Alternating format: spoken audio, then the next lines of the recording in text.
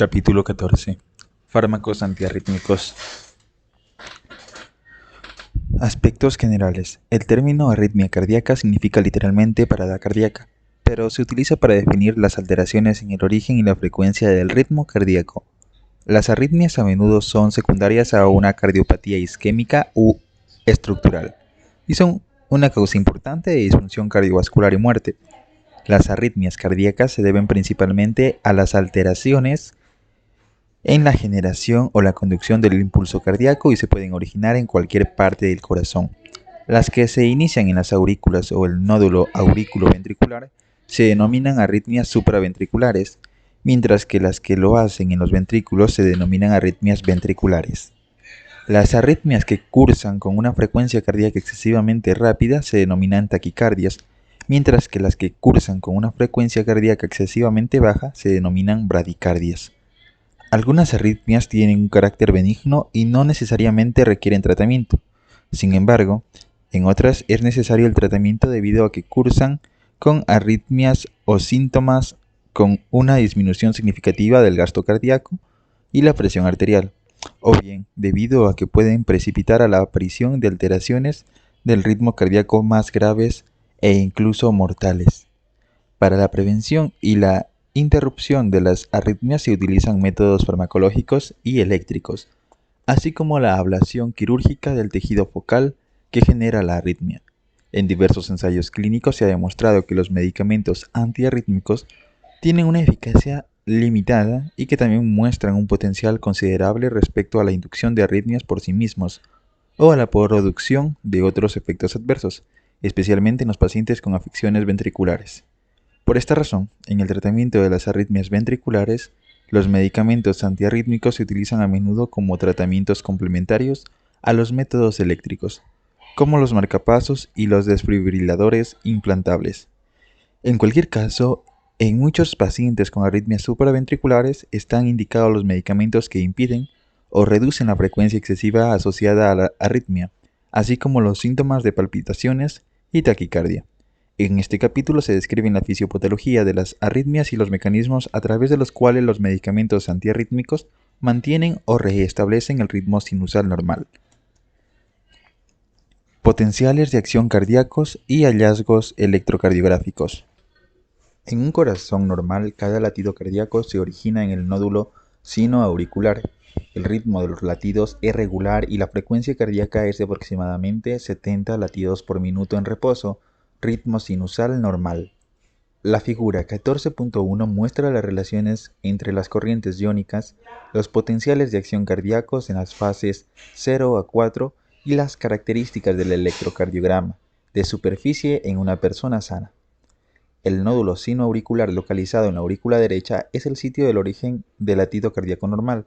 El nódulo sinoauricular muestra una despolarización espontánea con formación de un impulso que conducido a través de la aurícula hasta el nódulo auriculoventricular y desde aquí hasta el haz de His, las ramas del haz de His y las fibras de Purkinje hasta alcanzar el miocardio ventricular. La despolarización espontánea del nódulo sinoauricular se debe principalmente a la entrada de sodio y potasio, a menudo que se reduce la salida del potasio. La corriente de marcapasos con efecto de despolarización se denomina corriente rara, funny current, o IF, y es bloqueada por la ivabradina. Cuando se alcanza el potencial umbral de aproximadamente 40 mV, el nódulo sinoauricular muestra una despolarización más rápida por la entrada del sodio y el calcio, con generación de un impulso que puede ser conducido hasta el resto del corazón. A medida que el impulso es conducido hasta las células musculares de las aurículas y los ventrículos, dichas células experimentan una despolarización rápida por efecto de la entrada del sodio a través del canal rápido del sodio. Cuando las células del corazón alcanzan una despolarización de aproximadamente menos 40 mV, se abren los canales lentos de calcio. Las entradas de calcio a través de estos canales durante la fase 2 da lugar a la activación de la contracción muscular. Los tejidos del corazón muestran repolarización durante la fase 3 como resultado de la entrada del potasio a través de varios tipos de canales rectificadores del potasio, un efecto que tiene lugar cuando disminuye la entrada del calcio. Tal como se muestra en la figura 14.1, el electrocardiograma de superficie representa una sumación de los potenciales de acción generados por el corazón durante el ciclo cardíaco. La onda P representa la despolarización auricular, mientras que el intervalo PR corresponde al tiempo necesario para la conducción del potencial de acción a través de las aurículas y del nódulo auriculoventricular. El complejo QRS y la onda T representan los intervalos de tiempo correspondientes a la despolarización y la repolarización ventriculares, respectivamente. Por tanto, el intervalo QT se corresponde con la duración del potencial de acción ventricular. Fisiopatología de las arritmias. Las arritmias pueden deberse a isquemia coronaria e hipoxia tisular, cardiopatía estructural, alteraciones electrolíticas, estimulación excesiva por parte del sistema nervioso simpático, uso de anestésicos generales, otros procesos patológicos o el consumo de otros medicamentos o sustancias que alteran los potenciales de acción cardíacos. Las arritmias pueden parecer el resultado de diversos mecanismos, incluyendo alteraciones en la formación, la conducción y la repolarización de los impulsos. Sin embargo, no es fácil definir los mecanismos responsables de las arritmias específicas, y en este sentido se ha llegado a la conclusión de que hay un espectro de mecanismos que contribuyen a las arritmias más habituales como la taquicardia ventricular y la fibrilación auricular. Por tanto, no todos los pacientes que presentan estas arritmias responden de la misma manera frente al tratamiento concreto, y no es sorprendente que la mayor parte de los tratamientos medicamentosos tengan una eficacia incompleta frente a muchas de las arritmias. El término reentrada se aplica a un mecanismo que parece ser el responsable de varias arritmias supraventriculares y ventriculares. La entrada del tejido cardíaco previamente despolarizado se debe a tasas diferentes de la conducción del impulso de la repolarización, heterogeneidad en una parte concreta del corazón. Por ejemplo, la heterogeneidad en el sistema de conducción His-Purkinje y en el tejido ventricular parece ser un factor contribuyente a diferentes formas de taquicardia ventricular. Formación anómala de los impulsos. La formación anómala de los impulsos puede generar latidos cardíacos extrasístoles, con aparición de taquicardia. Los dos mecanismos principales que son responsables de la formación anómala de los impulsos son el incremento del automatismo y la aparición del postdespolarizaciones. Estos dos medicamentos se muestran en el cuadro 14.1.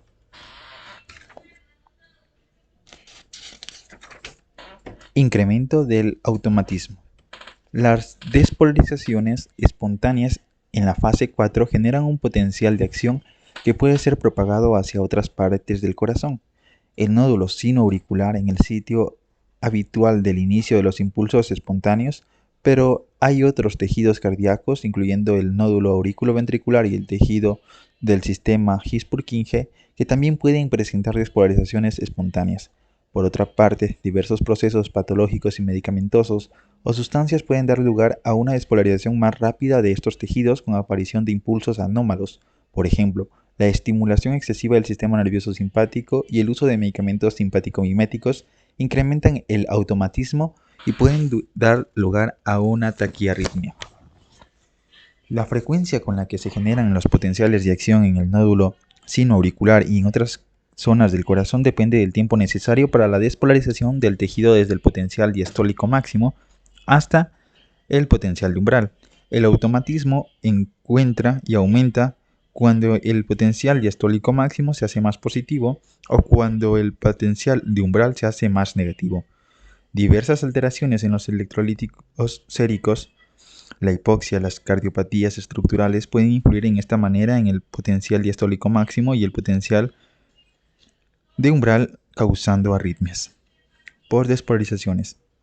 Las postdespolarizaciones se deben a la generación espontánea de potenciales de acción durante la repolarización de la fase 3 o inmediatamente después de ella. Se considera que la postdespolarizaciones está desencadenada por la entrada anómala del calcio y que pueden ser provocadas por la digoxina y por otros medicamentos, así como también por los efectos del canal de potasio que prolongan la repolarización cardíaca y el intervalo QT. Reentrada. Cuando la conducción del impulso cardíaco y la repolarización no son uniformes en una región concreta del corazón, los impulsos pueden presentar reentrada en un tejido previamente despolarizado, dando lugar a la aparición de latidos extra y taquicardia. En ocasiones, este problema se debe a un bloqueo unidireccional de la conducción de la bifurcación de una vía de conducción, tal como se describe en el cuadro 14.1. La isquemia y el infarto del tejido ventricular pueden causar una reducción del potencial de membrana en reposo con una disminución de la respuesta de la membrana.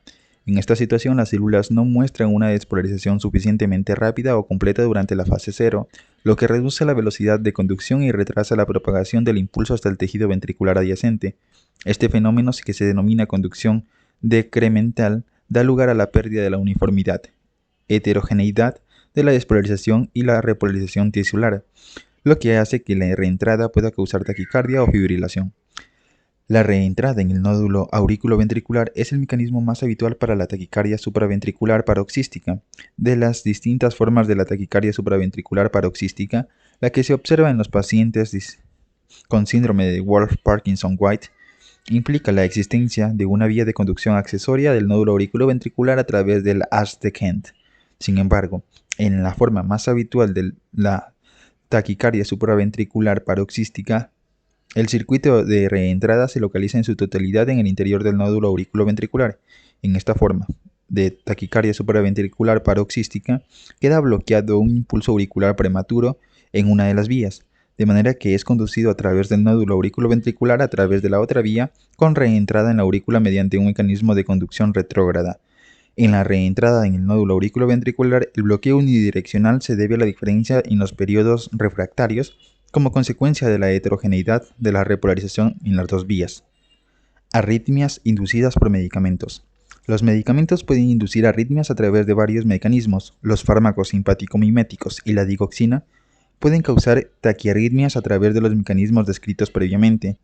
Otros medicamentos pueden inducir arritmias a través del retraso de la repolarización ventricular con aparición de una taquicardia ventricular polimorfa, denominada taquicardia ventricular polimorfa en entorchado, torsades de Point, del término francés que significa borde de puntas afiladas. La prolongación de la repolarización ventricular y el intervalo QT parecen inducir la aparición de postdespolarizaciones que causan la taquicardia. En este trastorno, cada complejo QRS tiene una configuración distinta de la del complejo precedente. Los tipos de medicamentos que causan torsades de Point son los antiarrítmicos que bloquean los canales de potasio, por ejemplo, dofetilida y sotalol, y los antipsicóticos como la tioridazina. Mecanismos y clasificación de los fármacos antiarrítmicos. La mayoría de los fármacos antiarrítmicos actúa a través del bloqueo de los canales iónicos específicos en el tejido cardíaco, suprimiendo de esta forma la formación o la conducción anómala de los impulsos o prolongando la repolarización. Los medicamentos que bloquean los canales del sodio o del calcio pueden disminuir el automatismo anómalo y retrasar la conducción del impulso cardíaco. Los fármacos que bloquean los canales del potasio prolongan la repolarización y la duración del potencial de acción e incrementan el periodo refractario del tejido cardíaco. Otros medicamentos bloquean los receptores adrenérgicos beta y disminuyen la estimulación simpática del automatismo cardíaco y la velocidad de conducción, que son factores contribuyentes a algunas arritmias. En función de estos mecanismos, Vaughan-Williams dividió los medicamentos antiarrítmicos en 4 clases principales. Clase 1, los bloqueantes del canal del sodio. Clase 2, los antagonistas del receptor adrenérgico beta. Clase 3, los bloqueantes del canal del potasio. Y clase 4, los antagonistas del calcio. A pesar de que este sistema de clasificación tiene utilidad, algunos medicamentos, por ejemplo la adenosina, no puede ser incluido en ninguna de las categorías definidas, mientras que otros medicamentos, por ejemplo la amiodarona, pueden serlo en varias de ellas. Las tablas 14.1 y 14.2 recogen una comparación de las propiedades electrofisiológicas y farmacocinéticas de los diferentes grupos y subgrupos de medicamentos antiarrítmicos. Bloqueantes del canal del sodio. El grupo más importante de los medicamentos antiarrítmicos es el correspondiente a la clase 1, es decir, los bloqueantes del canal del sodio. Estos fármacos retrasan la despolarización de la fase 0 y la conducción cardíaca, incrementando de esta manera la duración del complejo QRS. Los medicamentos de la clase 1 se unen a los canales del sodio cuando estos canales están en un estado abierto e inactivado y se disocian de los canales durante la fase de reposo. Los bloqueantes del canal del sodio son los que inducen un efecto más pronunciado sobre el efecto y el tejido cardíaco, que presenta una excitación rápida, teniendo en cuenta que los canales del sodio en este tejido pasan más tiempo en el estado abierto e inactivado que en el estado de reposo. Esto es lo que se denomina bloqueo dependiente del uso. En relación con el bloqueo dependiente del uso, los bloqueantes del canal del sodio suprimen la conducción cardíaca con una incidencia mayor en las personas que presentan taquicardia que en las que muestran una frecuencia cardíaca normal. Los antiarrítmicos de la clase 1 se subdividen en tres grupos, 1A, 1B y 1C, en función de su mayor o menor afinidad respecto al estado de apertura o al estado inactivado y en función también de su tasa de disociación de los canales del sodio, tasa de recuperación. Tal como se puede observar en el recuadro 14.2, los antiarrítmicos de la clase 1A muestran una afinidad mayor por los estados de apertura y presentan una recuperación más lenta. Los antiarrítmicos de la clase 1B presentan una afinidad mayor por el estado inactivado y muestran una recuperación rápida, mientras que los antiarrítmicos de la clase 1C muestran una afinidad mayor por el estado de apertura y una recuperación muy lenta. Antiarrítmicos de la clase 1A. La disopiramida, la procainamida y la quinidina son antiarrítmicos de la clase 1A y dan lugar a efectos electrofisiológicos similares al tiempo que sus indicaciones clínicas y su eficacia también son parecidas. Difieren en cuanto a sus propiedades farmacocinéticas y sus efectos adversos, aunque todos ellos pueden ser proarrítmicos. Propiedades medicamentosas. Los antiarrítmicos de clase 1A bloquean los canales rápidos del sodio y los canales retardados del potasio. Por tanto, retrasan la despolarización de fase 0 y la repolarización de fase 3 en el tejido ventricular. Estas acciones disminuyen la velocidad de conducción y prolongan la duración del potencial de acción y el periodo refractario, lo que incrementa la duración del complejo QRS y del intervalo QT. Los medicamentos de clase 1A suprimen el automatismo anómalo ectópico, pero generalmente no influyen sobre el automatismo del nódulo sinoauricular ni sobre la frecuencia cardíaca. Todos los antiarrítmicos de clase 1A inducen un cierto grado de actividad antimuscarínica de tipo atropina y reducen la inhibición vagal de la despolarización del nódulo sinoauricular, además de la conducción a través del nódulo auriculoventricular, todo lo cual incrementa la frecuencia cardíaca. La disopiramida es el fármaco que induce un efecto antimuscarínico mayor y la procainamida el que induce el efecto antimuscarínico menor, mientras que la quinidina da lugar a un efecto intermedio. Todos estos medicamentos pueden potenciar efecto proarrítmico y suprimir las arritmias cardíacas. Y su utilización en la clínica ha sido cada vez menor por esta razón, especialmente en lo relativo al tratamiento de las arritmias ventriculares. Quinidina. La quinidina es un isómero de la quinidina, un alcaloide utilizado en el tratamiento de la fiebre y la malaria. Las propiedades farmacocinéticas de la quinidina y otros medicamentos antiarrítmicos se resumen en la tabla 14.2. La quinidina se suele administrar por vía oral y es metabolizada por parte en el hígado y eliminado con la orina. El efecto adverso más frecuente de la quinidina es la diarrea, que a menudo obliga a la interrupción del medicamento. Con una frecuencia menor, la quinidina da lugar a una prolongación excesiva del intervalo QT y a torsades de Points, con posible aparición del síncope secundario a la reducción del gasto cardíaco. La administración de quinidina también se puede acompañar de trombocitopenia. Las dosis elevadas de quinidina dan lugar a un conjunto de síntomas neurológicos que se denomina sinconismo y que incluye acuéfenos, vértigo y visión borrosa. La quinidina también se comercializa en combinación con dextrometorfano para el tratamiento de la labilidad emocional, afecto pseudobulbar en los pacientes con enfermedades neurodegenerativas. Procainamida. La procainamida es un derivado del anestésico local procaína que se absorbe adecuadamente en el intestino y que es convertida en un metabolito, la N-acetilprocainamida, con propiedades antiarrítmicas de clase 3. El uso prolongado de la procainamida da lugar a menudo a un síndrome reversible similar al lupus eritematoso, con artralgia y una erupción cutánea facial en alas de mariposa, lo que obliga a la interrupción del medicamento.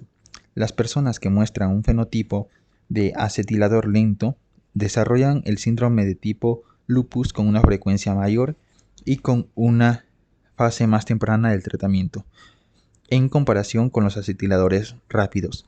El síndrome de tipo lupus inducido por este medicamento se puede diferenciar del lupus idiopático mediante las evaluaciones serológicas de los anticuerpos frente al ácido desoxirribonucleico. A pesar de que no es un tratamiento de primera línea frente a ninguna de las arritmias, la procainamida se utiliza ocasionalmente para interrumpir la forma de taquicardia ventricular aguda con complejos QRS anchos y para convertir a un ritmo sinusal la fibrilación auricular. Disopiramida. La disopiramida se administra por vía oral para prevenir las arritmias ventriculares potencialmente mortales, como la taquicardia ventricular sostenida. No se debe utilizar en el tratamiento de las arritmias ventriculares asintomáticas debido a su posible efecto proarrítmico. Induce efectos inotrópicos y antimuscarínicos y se debe usar con prudencia en los pacientes con insuficiencia cardíaca y en las personas de edad avanzada. Antiarrítmicos de clase 1B. La lidocaína y la mexiletina son antiarrítmicos de la clase 1B. Los fármacos de esta clase muestran una afinidad mayor por los canales del sodio inactivados en comparación con los canales del sodio abiertos. Propiedades medicamentosas. Química y farmacocinética. La lidocaína es un anestésico local que también induce efectos antiarrítmicos. Experimenta una inactivación importante en su primer paso hepático después de su administración oral, de manera que no es eficaz por esta vía. La mexiletina es un análogo de la lidocaína que no sufre inactivación en su primer paso por el hígado y por tanto se puede administrar por vía oral. La lidocaína es inactivada rápidamente por las enzimas hepáticas, mientras que la mexiletina es metabolizada más lentamente y tiene una semivida mayor. Mecanismos y efectos. La lidocaína induce un efecto más pronunciado sobre el tejido isquémico en comparación con el tejido normal. Su efecto sobre el electrocardiograma normal es escaso y carece de eficacia en el tratamiento de las arritmias supraventriculares. La mexiletina induce un efecto mayor sobre el tejido cardíaco normal en comparación con la lidocaína. Efectos adversos. Las concentraciones séricas elevadas de la lidocaína pueden causar efectos adversos sobre el sistema nervioso central, como nerviosismo, temblor y parestesias. Las dosis tóxicas también disminuyen la velocidad de conducción cardíaca y pueden dar lugar a paradas cardíacas. Dado que la lidocaína es metabolizada de manera intensa, la utilización simultánea de medicamentos que inhiben las enzimas del citocromo P450, por ejemplo la cimetidina, puede incrementar sus concentraciones séricas, con aparición de efectos adversos. Indicaciones. La lidocaína no se utiliza en la actualidad de manera habitual para el tratamiento de las arritmias ventriculares, aunque sí se usa ocasionalmente en pacientes con taquicardia ventricular refractaria o con arritmias ventriculares originadas durante la cirugía cardíaca o en el postoperatorio de estas intervenciones. Este medicamento se administra generalmente por vía intravenosa en forma de una dosis de carga, seguido de una infusión continua. La mexiletina se puede administrar por vía oral para la supresión de la taquicardia ventricular sintomática, en ocasiones en combinación con otros fármacos. Antiarrítmicos de la clase 1C. La flecainida y la propafenona son antiarrítmicos de clase 1C que se administran por vía oral. Sus propiedades se recogen en las tablas 14.1 y 14.2. Los antiarrítmicos de clase 1C bloquean los canales rápidos del sodio y las velocidades de incremento del potencial de acción durante la fase 0 en mayor medida que otros antiarrítmicos de clase 1.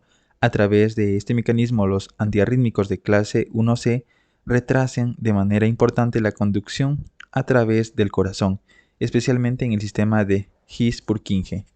La flecainida y la propafenona también inhiben la corriente rectificadora del potasio en el tejido ventricular y pueden aumentar el intervalo QT, aunque no suelen dar lugar a torsades de Points. Flecainida. La flecainida está indicada en el tratamiento de las arritmias supraventriculares y de las arritmias ventriculares potencialmente mortales bien documentadas. En épocas pasadas se utilizaba para la supresión de las arritmias ventriculares que no eran potencialmente mortales, pero esta práctica fue abandonada después de que el estudio Cardiac Arrhythmia Suppression Trial se demostrara que la flecainida incrementaba la mortalidad en los pacientes que habían sufrido un infarto miocárdico.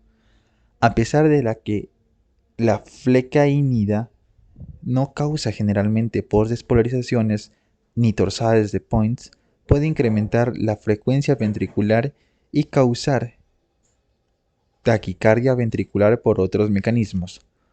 Otros efectos adversos de la flecainida son broncoespasmo, leucopenia, trombocitopenia y convulsiones. Propafenona. El efecto de la propafenona sobre los canales rápidos del sodio y la conducción cardíaca es similar a la flecainida. Tal como ocurre con la flecainida, la propafenona prolonga el intervalo PR y la duración del complejo QRS y puede dar lugar a un cierto grado de prolongación del intervalo QT. La propafenona se administra por vía oral para la supresión de la taquicardia ventricular y la fibrilación auricular. Este medicamento se utiliza también frente a las formas potencialmente mortales de las arritmias ventriculares, como la taquicardia ventricular sostenida. La propafenona puede inducir arritmias ventriculares y alteraciones hematológicas como agranulocitosis, anemia y trombocitopenia. Antiarrítmicos de clase 2. Los antiarrítmicos de clase 2 son los antagonistas del receptor adrenérgico beta, beta bloqueante como el esmolol, el metoprolol y el propanolol. Estos fármacos se utilizan para prevenir y tratar las arritmias supraventriculares y para reducir las despolarizaciones ectópicas y la muerte súbita en los pacientes con infarto miocárdico. Los beta bloqueantes inducen efectos antiarrítmicos debido a su capacidad para inhibir la activación simpática del automatismo y la conducción cardíaca. Reducen la frecuencia cardíaca y la velocidad de conducción en el nódulo auriculoventricular e incrementan el periodo refractario del nódulo auriculoventricular. Sus efectos sobre la conducción y la repolarización ventriculares son escasos. Las propiedades farmacológicas de los beta bloqueantes también se abandonan en el capítulo 9. Esmolol. El esmolol es un beta bloqueante que se administra por vía intravenosa, es metabolizado con rapidez por parte de la esterasa plasmática y presenta una semivida aproximadamente breve. Sus propiedades farmacológicas hacen que el medicamento óptimo para el tratamiento de la taquicardia supraventricular agudo o hipertensión durante la cirugía o en el postoperatorio inmediato, en una situación en la que la escasez de la duración de su efecto permite un control continuo de la frecuencia cardíaca y la presión arterial del paciente. Metoprolol y propanolol. El metoprolol y el propanolol se pueden administrar por vía oral e intravenosa para el tratamiento y la supresión de las arritmias supraventriculares y ventriculares. En los pacientes con infarto miocárdico, el metoprolol se suele administrar por vía intravenosa durante la fase inicial del tratamiento, seguido de la fase del tratamiento de mantenimiento en la que se administra por vía oral y que se puede continuar durante varios meses. Los beta bloqueadores protegen el corazón frente a la lesión causada por la isquemia y los radicales libres que se pueden formar durante la reperfusión de las arterias coronarias cuando se utilizan medicamentos fibrinolíticos. Antiarrítmicos de clase 3. La amiodarona, la dofetilida, la ibutilida y el sotalol son antiarrítmicos de clase 3 que bloquean las corrientes del potasio e inducen la despolarización y repolarización del corazón durante la fase 3 del potencial de acción. Ello da lugar a la prolongación de la duración del potencial de acción ventricular y también del periodo refractario. Excepto en lo que se refiere a la amiodarona, estos medicamentos inducen pocos efectos adversos sobre los canales del sodio o del calcio en el corazón y no dan lugar a un retraso de la conducción ventricular ni a un incremento significativo de la duración del complejo QRS. Las indicaciones clínicas de los antiarrítmicos de la clase 3 se han incrementado a medida que han disminuido los correspondientes a los antiarrítmicos de clase 1. Amiodarona. Química y farmacocinética. La amiodarona es un compuesto del yodo orgánico relacionado estructuralmente con la hormona tiroidea. Se puede administrar por vía oral e intravenosa y tiene propiedades farmacocinéticas excepcionales. Tras su administración oral, la amiodarona es absorbida lentamente y de manera variable, y después es eliminada principalmente mediante excreción biliar. Tal como se puede observar en la tabla 14.2, el inicio del efecto de este medicamento puede requerir aproximadamente 2 semanas cuando no se administra mediante dosis de carga. Por tanto, se suelen utilizar dosis de carga por vías oral o intravenosa para acelerar el inicio de la acción de la amiodarona. La semivida de la amiodarona es extremadamente prolongada, aproximadamente 40 días, con un rango de 26 a 107 días. Mecanismos y efectos farmacológicos. La amiodarona es el prototipo del medicamento antiarrítmico que actúa a través de múltiples mecanismos y que se puede utilizar para distintas indicaciones. Es difícil el conocimiento detallado de sus efectos terapéuticos, indicaciones y efectos adversos. La amiodarona no solamente bloquea los canales del potasio, sino que también bloquea los canales del sodio, los canales del calcio y los receptores adrenérgicos beta, y generalmente no es posible determinar con detalle su mecanismo de acción en un paciente concreto o frente a una arritmia específica. Tal como se puede observar en la tabla 14.1, la amiodarona disminuye el automatismo en el nódulo sinoauricular y la velocidad de conducción en el nódulo auriculoventricular y prolonga los periodos refractarios en el nódulo auriculoventricular y en el ventrículo. Es un potente inhibidor del automatismo de marcapasos ectópico y prolonga la repolarización y los periodos refractarios en todo el corazón. En lo que se refiere al electrocardiograma, incrementa los intervalos PR y QT y prolonga ligeramente la duración del complejo QRS. Efectos adversos e interacciones. La amiodarona da lugar a diversos efectos adversos, la mayor parte de los cuales son reversibles y pueden ser tratados mediante la disminución de la dosis o la interrupción del fármaco, entre ellos bradicardia, alteración de la conducción auriculoventricular y prolongación del intervalo QT, con aparición de torsades de Points. La amiodarona induce la aparición de microdepósitos corneales en más del 90% de los pacientes, pero generalmente este problema tiene un carácter benigno y no requiere ninguna intervención terapéutica. Además, la amiodarona causa fotosensibilidad frente a la luz ultravioleta, de manera que los pacientes que la reciben deben evitar la exposición a la luz solar y utilizar filtros solares. Este medicamento induce también una coloración cutánea azul grisácea que puede obligar a la disminución de la dosis o la interrupción del tratamiento. Los efectos adversos más graves de la amiodarona son el hipotiroidismo, 6% de los pacientes, y el hipertiroidismo, 0.9 a 2% de los pacientes. El hipotiroidismo se puede controlar mediante el tratamiento sustitutivo con levotiroxina, mientras que el hipertiroidismo generalmente requiere la interrupción del medicamento. También puede aparecer temblor, ataxia y neuropatía, óptica o periférica. Es necesario controlar la posible disfunción hepática mediante la determinación de las concentraciones séricas de las enzimas hepáticas cada 6 meses a lo largo del tratamiento. La fibrosis pulmonar es una reacción infrecuente pero potencialmente mortal frente a la amiodarona, de manera que en los pacientes tratados con este medicamento son necesarias pruebas de función pulmonar y la realización de una radiografía torácica antes del inicio del tratamiento, además de una radiografía torácica anual a lo largo del seguimiento. La amiodarona se debe interrumpir de manera inmediata si aparece cualquier signo de toxicidad pulmonar. La amiodarona inhibe el metabolismo y la excreción de diversos medicamentos. Puede incrementar las concentraciones plasmáticas de la digoxina, la flecainida, la fenitoína y la procainamida y la warfarina, debido en parte a la inhibición del transportador del medicamento mediado por la glucoproteína P. La dosis de estos medicamentos se debe reducir en los pacientes tratados simultáneamente con amiodarona. La amiodarona también presenta interacción con los anestésicos mediante inhalación y con otros depresores del sistema nervioso central, con un incremento en la incidencia de efectos adversos cardiovasculares como la bradicardia. Indicaciones. La amiodarona se administra por vía oral y a lo largo para la supresión de las arritmias supraventriculares y ventriculares, incluyendo la fibrilación auricular, el flúter auricular, la taquicardia supraventricular y la taquicardia ventricular. La amiodarona se administra por vía intravenosa para la interrupción de la fibrilación ventricular y de la taquicardia ventricular sostenida. En este contexto se puede utilizar en forma de una infusión de carga seguida por una infusión de mantenimiento. La amiodarona también puede ser eficaz como tratamiento complementario al cardioverso desfibrilador implantable para disminuir el número de descargas necesarias para mantener el ritmo sinusal. La dronedarona. La dronedarona es un análogo no yodado de la amiodarona que no induce ningún efecto sobre la función tiroidea. Está indicada para la prevención de las arritmias en los pacientes con fibrilación auricular o flúter auricular paroxístico, pero en las comparaciones directas se ha observado que es menos eficaz que la amiodarona. Además, la dronedarona se ha asociado a hepatopatía y a insuficiencia hepática aguda potencialmente mortal, y en los pacientes con insuficiencia cardíaca duplica la mortalidad.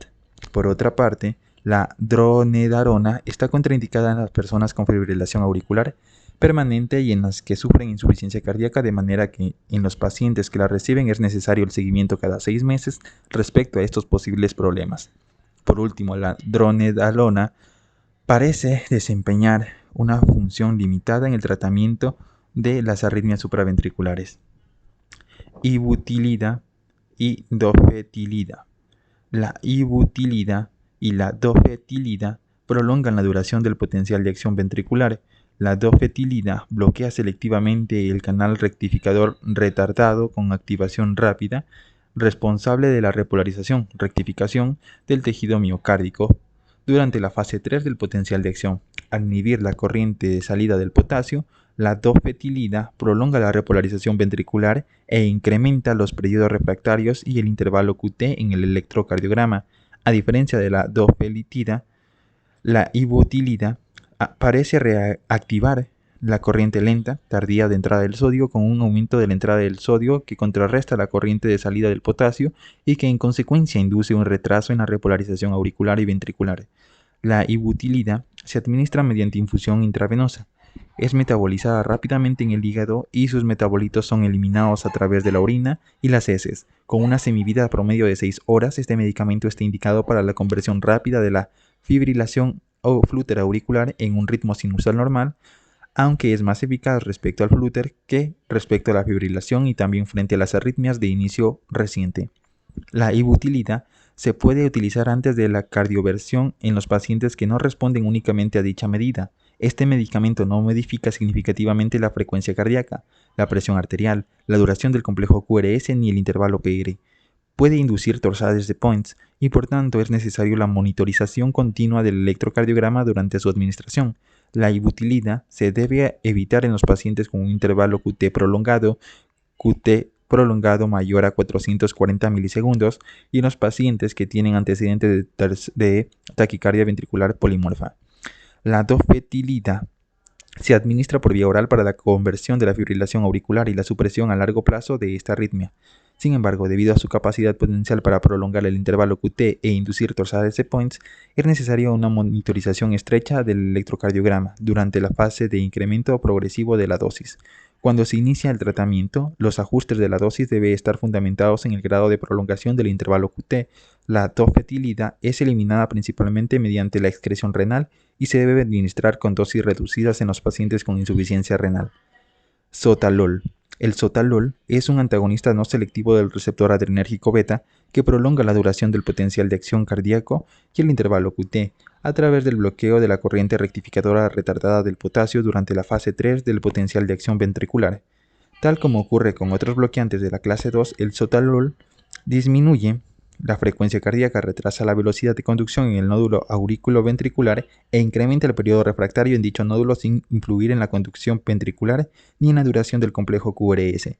Cuando se administra en dosis baja, el sotalol actúa principalmente a través del bloqueo del receptor adrenérgico beta, mientras que con dosis elevada induce más un efecto de clase 3 con prolongación de la repolarización ventricular.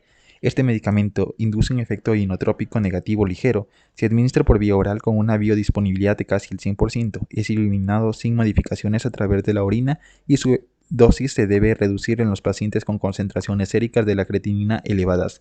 El sotalol es eficaz en el tratamiento de diversas arritmias supraventriculares y se utiliza para el control del ritmo cardíaco en fibrilación y flúter cardíaco auricular. Sin embargo, en diversos estudios clínicos se ha observado que la amiodarona es superior al sotalol respecto al mantenimiento del ritmo sinusal en dichos pacientes.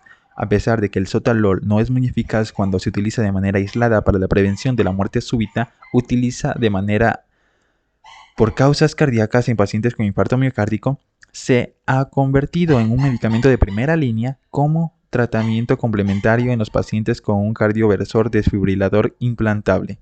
En estos pacientes, el sotalol facilita la desfibrilación a través de la reducción del umbral de desfibrilación con disminución del número necesario de descargas. El sotalol puede causar bradicardia, broncoespasmo y disnea debido al bloqueo beta, así como edema pulmonar e insuficiencia cardíaca en aproximadamente el 3% de los pacientes. También se observa la aparición de torsades de Points como efecto dependiente de la dosis en alrededor del 2% de los pacientes, y este problema es más frecuente tras una cardioversión reciente. Antiarrítmicos de clase 4. El diltiazem y el verapamilo son antagonistas del calcio no pertenecientes al grupo de las dihidropiridinas que inducen un efecto significativo sobre el tejido cardíaco. Las propiedades farmacológicas de estos medicamentos se describen en el capítulo 11. El diltiazem y el verapamilo disminuyen la velocidad de conducción del nódulo auriculoventricular e incrementan el periodo refractario en el nódulo auriculoventricular, al tiempo que inducen un efecto de menor intensidad sobre el nódulo auriculosinusal y sobre la frecuencia cardíaca. Tal como se puede observar en la tabla 14.1, inducen un efecto escaso sobre la velocidad de conducción y el periodo refractario ventriculares. El diltiazem y el verapamilo se utilizan para el control o la conversión de ciertas arritmias supraventriculares, pero no son eficaces para el tratamiento de las arritmias ventriculares. Se usan a menudo para el control de la frecuencia ventricular en los pacientes con fibrilación o flúter auricular y respuesta ventricular rápida. En este trastorno son más eficaces que la digoxina para controlar la frecuencia ventricular.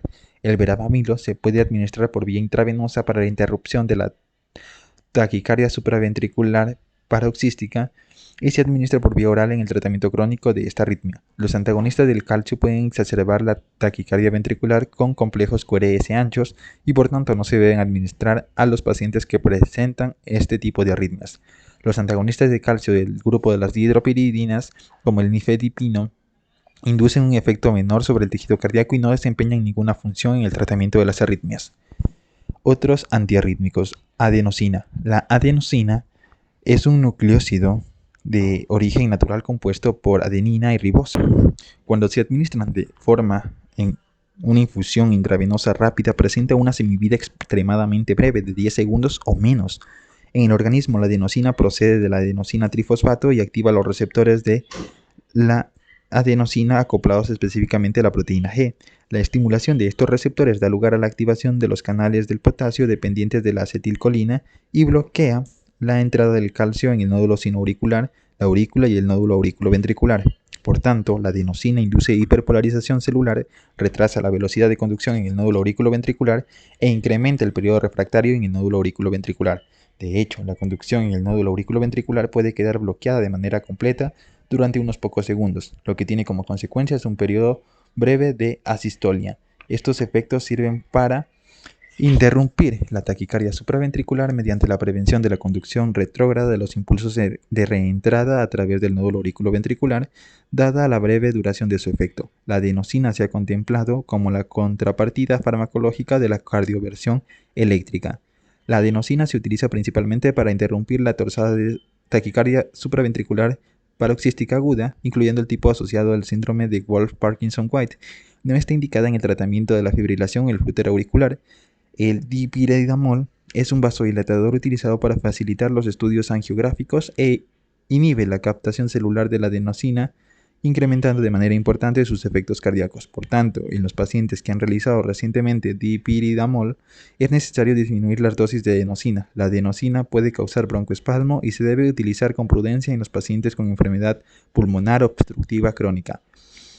La digoxina. Digoxina incrementa el tono vagal y por tanto retrasa la velocidad de conducción en el nódulo auriculoventricular e incrementa el periodo refractario en dicho nódulo. Se ha utilizado para reducir la frecuencia ventricular en los pacientes con fibrilación auricular, aunque para este objetivo son generalmente preferibles los beta-bloqueantes y los antagonistas del calcio deben a que inician el efecto de manera más rápida y a que dan lugar a un grado mayor de bloqueo del nódulo auriculoventricular.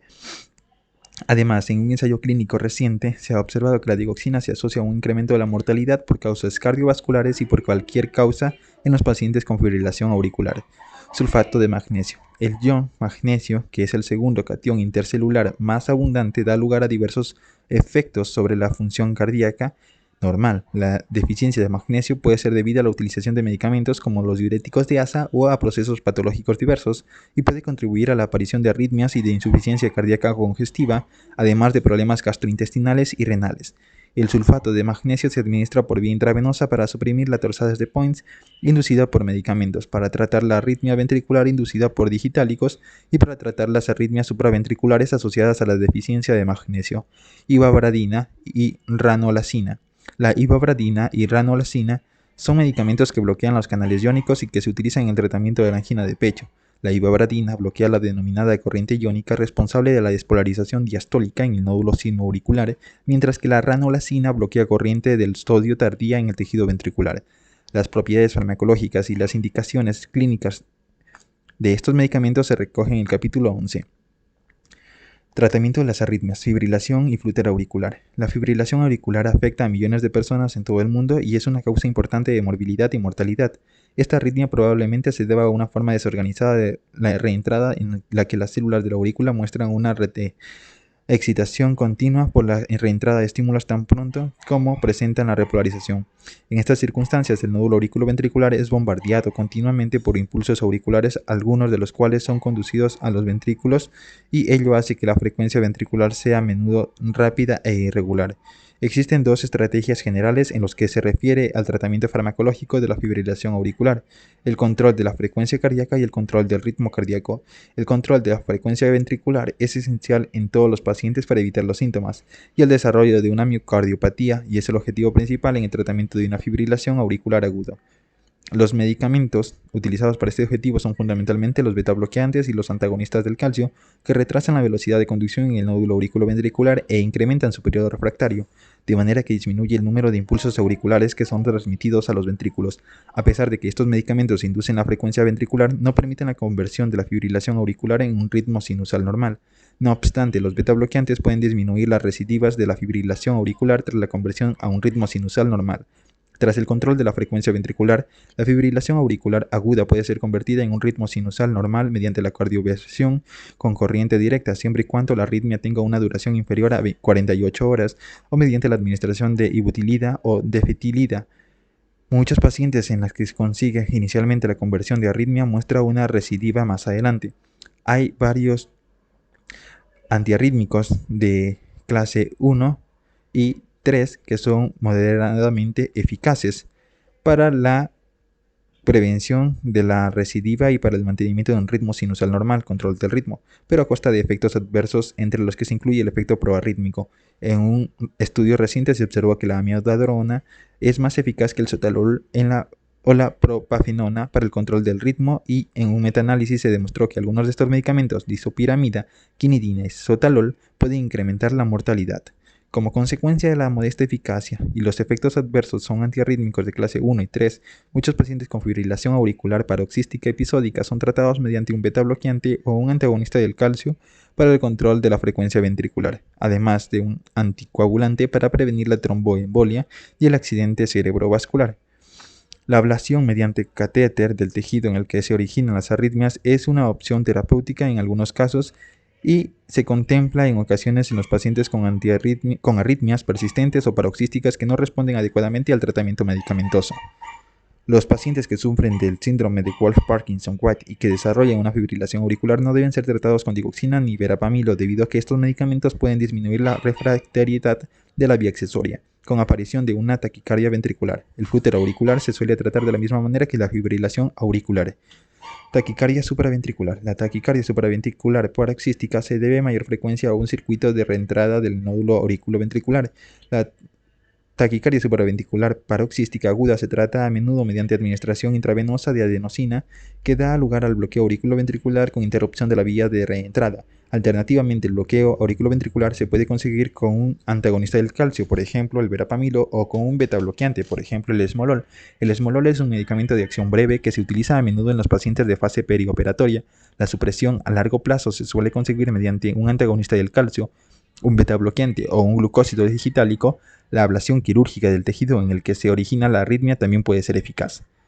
Los pacientes que sufren síndrome de Wolff-Parkinson-White muestran una forma típica de la taquicardia supraventricular paroxística, causada por la reentrada a través de una vía de conducción accesoria entre las aurículas y los ventrículos. Esta forma de taquicardia supraventricular paroxística también puede ser interrumpida con fármacos que bloquean el nódulo auriculoventricular. El tratamiento a lo largo del plazo puede consistir en ablación quirúrgica del tejido que se origina la arritmia, o bien en la administración de un bloqueante de los canales del sodio o el potasio, con el objetivo de suprimir la arritmia. Taquicardia y fibrilación ventricular. La taquicardia ventricular es una arritmia que generalmente se manifiesta en forma de un complejo QRS monóformo regular y ancho, con una frecuencia superior a 100 latidos por minuto. Se asocia a menudo al infarto miocárdico y parece deberse a una alteración de la conducción y la reentrada en el tejido ventricular. La taquicardia ventricular sostenida se debe tratar de manera inmediata debido a sus efectos perjudiciales sobre el gasto cardíaco y en relación con isquemia miocárdico, y debido también a que puede dar lugar a la fibrilación ventricular. Cuando un paciente con taquicardia ventricular no presenta pulso o muestra inestabilidad hemodinámica, se debe utilizar la cardioversión eléctrica, corriente directa, para interrumpir la arritmia. En los casos que estos pacientes no responden a la aplicación de unas 3 descargas, deben ser tratados como si presentaran una fibrilación ventricular. En los casos menos graves de taquicardia ventricular no sostenida, se puede administrar amiodarona en forma de una serie de infusiones de carga o mediante una infusión intravenosa continua para los episodios adicionales y reducir la necesidad de la cardioversión. La procainamida es un medicamento de segunda línea que utiliza ocasionalmente para el tratamiento de la taquicardia ventricular aguda. La amiodarona, el sotalol, también se pueden usar para el control a largo plazo de las arritmias sintomáticas como la taquicardia ventricular no sostenida y los latidos ventriculares prematuros frecuentes. La fibrilación ventricular es la causa más frecuente de muerte súbita por causas cardíacas. En la fibrilación ventricular, el electrocardiograma muestra despolarizaciones rápidas, 300 a 400 por minuto, irregulares y con una configuración anómalas y una amplitud variable. La desfibrilación eléctrica es el tratamiento de elección en los pacientes con este trastorno. Cuando la fibrilación ventricular persiste después de 3 descargas eléctricas rápidas, se administran por vía intravenosa epinefrina o vasopresina y amiodarona, seguidas de la continuación de los intentos de desfibrilación. La lidocaína ya no se utiliza de rutina para este objetivo, aunque algunos expertos sugieren probarla cuando fallan las demás medidas. El cardiopresor o cardioversor desfibrilador implantable es el tratamiento más eficaz a largo plazo en los pacientes con taquicardia ventricular sostenida y potencialmente mortal o con fibrilación ventricular. Estos pacientes también deben ser tratados con beta bloqueantes y con un inhibidor de la enzima convertidora de la angiotensina, o con un beta bloqueante del receptor de la angiotensina. Los beta bloqueantes son los únicos antiarrítmicos que reducen la mortalidad en los pacientes con episodios previos de taquicardia ventricular o de fibrilación ventricular. Los antagonistas del sodio de clase 1, como la quinidina, no se suelen utilizar en el tratamiento de la taquicardia ventricular ni de la fibrilación ventricular debido a que incrementan el riesgo de muerte súbita por causas cardíacas. La amiodarona y el sotalol no son tan eficaces como el cardioversor desfibrilador implantable para la supresión a largo plazo de las arritmias ventriculares, pero se debe utilizar junto con el cardiodesfibrilador implantable para reducir el número de descargas necesarias con el objetivo de mantener el ritmo sinusal normal. En algunos pacientes con taquicardia ventricular monomorfa pueden tener utilidad la ablación mediante catéter radiofrecuencia de los focos de taquicardia ventricular. Los pacientes que han tomado una sobredosis de antidepresivos tricíclicos, por ejemplo imipraminas, pueden desarrollar una taquicardia con complejo QRS ancho, que parecen ser el resultado del bloqueo de los canales del sodio cardíacos por parte de estos medicamentos. El tratamiento de esta forma específica de taquicardia ventricular incluye la administración intravenosa de bicarbonato sódico, que incrementa la disociación del antidepresivo respecto a los canales del sodio. El sulfato de magnesio y los beta bloqueantes también han tenido utilidad para este objetivo. Torsades de Points. Las torsades de Points es una taquicardia ventricular polimorfa que puede ser inducida por medicamentos, por ejemplo los antidepresivos tricíclicos y los antipsicóticos, o por alteraciones electrolíticas que prolongan el intervalo QT y que predisponen a la célula cardíaca a presentar postdespolarizaciones. Esta arritmia también puede deberse a un síndrome del intervalo QT prolongado congénito. Los pacientes con una arritmia inducida por medicamentos pueden ser tratados mediante la interrupción del fármaco causal, la corrección de cualquier alteración electrolítica existente, por ejemplo la hipopotasemia, la administración intravenosa de sulfato de magnesio y la estimulación cardíaca directa. Estos tratamientos actúan parcialmente a través del acortamiento del intervalo QT.